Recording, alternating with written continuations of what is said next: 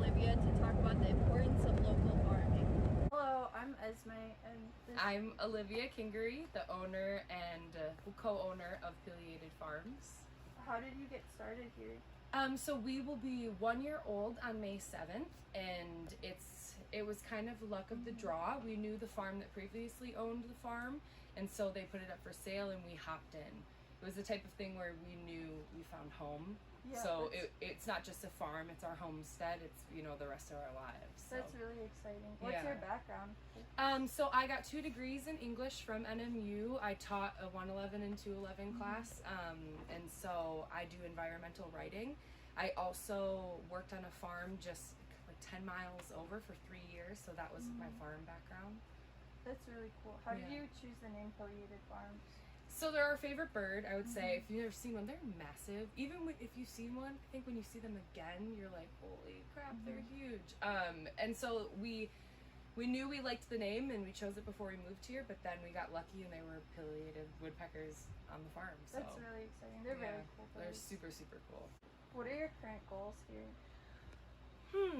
Oh, what a good question. I think that our goals extend past farming. Our current goals for the season, we just opened a CSA, which is Community Supported Agriculture, meaning that we had families buy into our season and they'll get vegetables all year from us.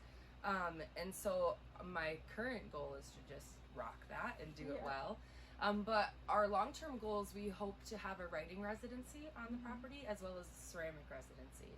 So for our long-term goals for the property are bigger than just farming here. What's been the community reception so far? Oh, it's wonderful. I think if you're not part of the local food community, like local food is the future of food. And so if you're not part of your local food community, I really urge getting even Instagram, being on Instagram and following the farms in your area, going to farmers markets.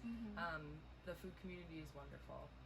How have you gone about tackling these projects you're starting? Slowly with lists and a lot of joy, just being really interested and excited and knowing that just like nature, I'm not going to be able to control everything, and if the onions die, the onions die, and you focus on something else. Another wasp. So how do you choose what you're going to grow? So a lot of our focus is being as environmentally friendly as possible in terms of not taxing the land or pushing the land or anything. So we're focusing on eating through the season. So only eating, well, we're not doing this, we're hoping to implement it, but eating only what's locally available for produce. So what we're growing is stuff that our land is going to look at and say, absolutely, I can I can sustain that, versus, okay, you cannot plant that type of artichoke, or you cannot plant that type of pepper here. So what's the importance of eating local?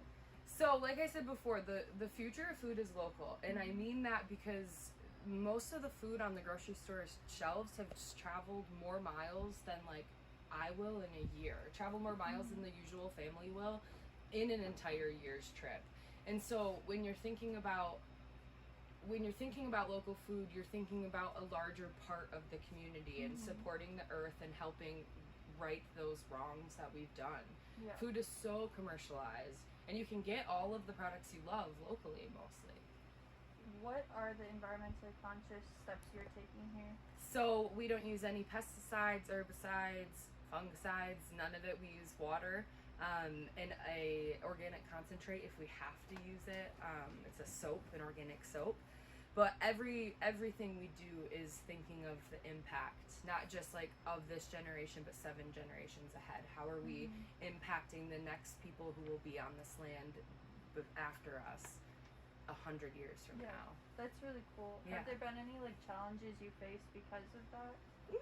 Yes. I mean, when you're farming this way, you have to kind of give up on doing things fast sometimes. So slow composting, pruning apple trees to be ready for next year, planting asparagus so that in 3 years you have an asparagus bed, things like that. Yeah, that's really cool. Yeah.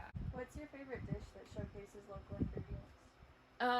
So I asked this to my partner Brian before, and we were trying to decide, and I'm gonna talk about 2. Okay. So my first answer would probably be tacos. I'm a taco gal all day, every day. I could eat tacos.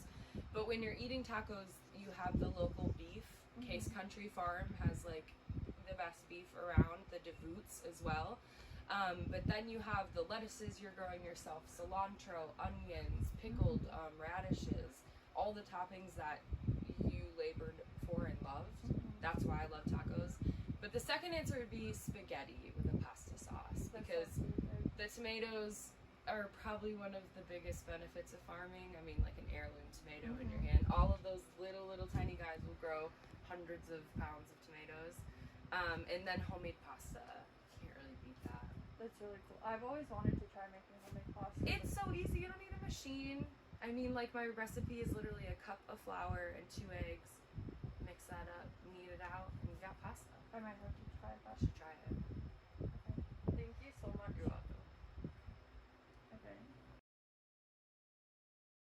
So now we're on our way to the co-op in Marquette to get some ingredients so we can make our own meal.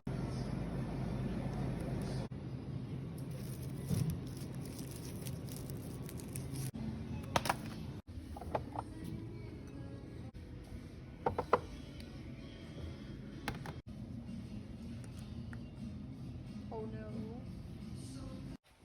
We're gonna go shopping at Tadix.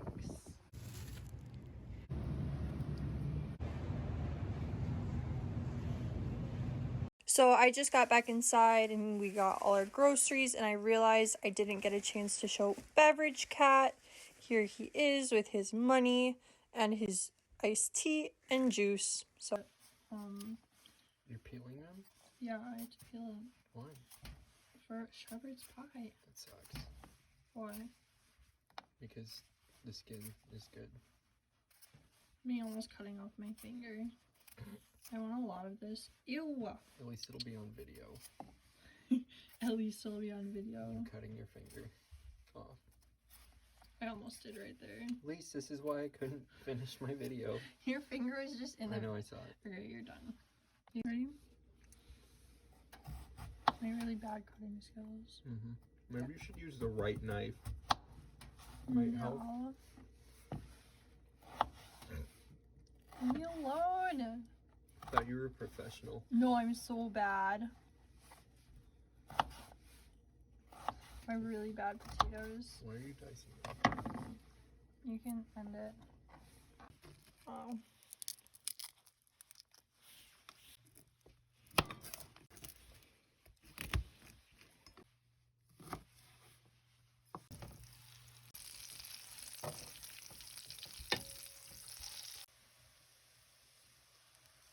It's gonna work.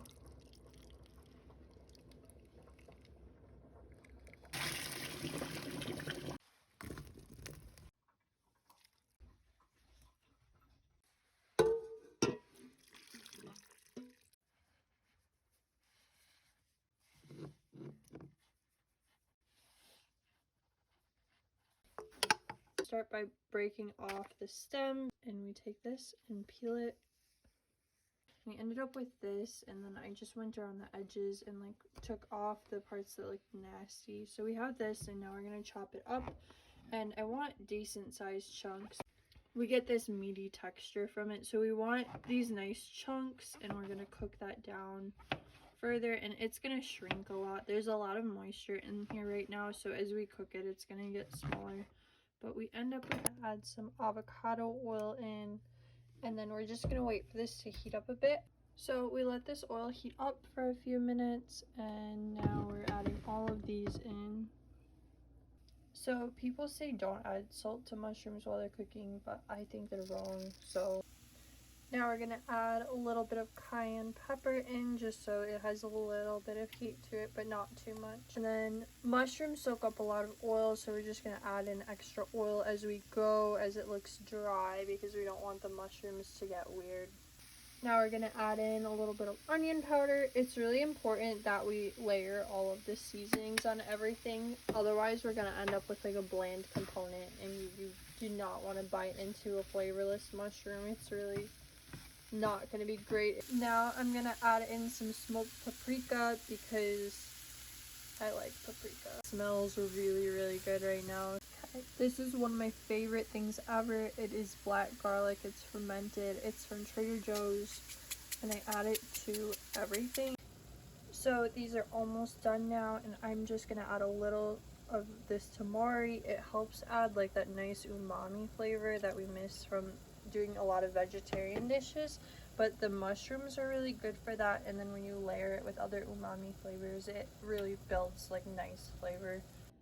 So now we have these really nice shallots, and we're just gonna chop them up and get them cooking in the pan. I usually just wait until the pan is a little warm when you put your hand over it, and now we can dump in the shallots. So we're gonna add in some salt, a little bit more of the fermented garlic, some pepper, give that a nice stir. Now we're gonna add cayenne in, just a little bit, and some more paprika. While the shallots are cooking, we're gonna take a nice chunk of butter. It's very refrigerated right now. Okay, I was able to get the butter. Now we're just gonna plop that in a bowl and let that soften a bit. So I hate regular garlic, so I just use this a lot of the time when I need it chopped up really well. You just peel this back. So I added in my garlic. I'm just gonna cook this for another minute or so. Now I have this cute dry wine from Michigan, and I'm just gonna add about a half a cup into here. We're gonna let this cook down for a few minutes. It smells really good right now. Just scraping off all of the bits off the side. I spilled. Oh no, it's okay. So now that this is mostly cooked down, we're gonna put in our bay leaves, and we're gonna add in our ground rosemary.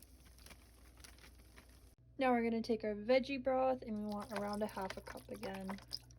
We're just gonna let this cook until it cooks back down like what we did with the red wine. Now we're gonna take our mushrooms and just plop them in here. You didn't see me just drop that, but we're just gonna stir this up really quick.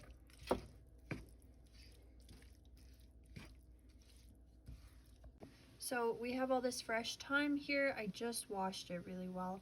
And so to get the little leaves off of here, you just take it and pull your fingers back, and you get these nice little leaves, and you can just add it in. We don't really want to have the stem in here in our cooking because it's just a weird texture. So now we're going to take our butter and add some flour into it. Now we're just going to mash up this butter. Just going to add it right in and stir it up, and this is going to help this all thicken up really nicely. Now our filling is almost done, and I'm just gonna add some peas in. The recipe didn't call for peas, but I like them. Okay, so now we're gonna grease our pan. I just have a nice avocado oil spray. It doesn't matter what you use though. And then some people take out their bay leaves, but I'm just gonna leave mine in because Adam and I both know not to eat them. So it's up to you, but I'm gonna leave them in. Now we have our mashed potatoes, and I'm just gonna take little bits out. So now this is where I want it to be. I'm just gonna cover it really well and then preheat the oven to 425 before I want to bake it. So we've had this in the oven for 20 minutes, so now we're gonna take it out.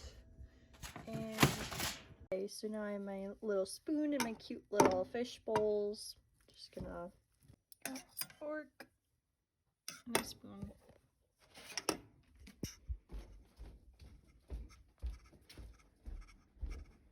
Why'd you send me this house? Why'd you give me this bowl?